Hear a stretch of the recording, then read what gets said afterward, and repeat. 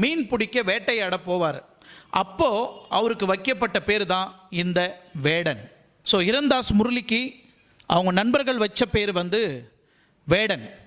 இப்படி கூப்பிட்றாங்களே அப்படின்னு ஒரு நாள் கூட மன வருத்தம் இல்லாமல் ரொம்ப ஹாப்பியாக தன்னோட லைஃப்பை லீட் பண்ணிட்டு இருந்தார் வேடன்.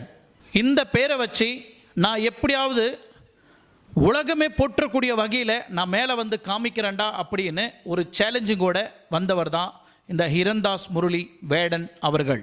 இன்னைக்கு உலகம் ஃபுல்லாக இவரை திரும்பி பார்க்க வச்சிருக்குன்னா அவரோட ரேப் சாங்னால தான். இந்த வேடனோட ஹிஸ்ட்ரியெல்லாம் கோத்ரூ பண்ணிட்டு இருந்தேன் இன்னைக்கு கூகுளில். படித்தாலும் எங்கேயுமே தீர மாட்டேங்குது.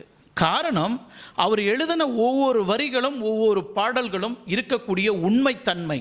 அந்த உண்மைத்தன்மையில் அவர் சும்மா பாடலுக்காகவோ இல்லை ஒரு வசனத்துக்காகவோ எழுதப்பட்ட பாடல் கிடையாது. தன்னோட மனவழி, தன்னோட வேதனை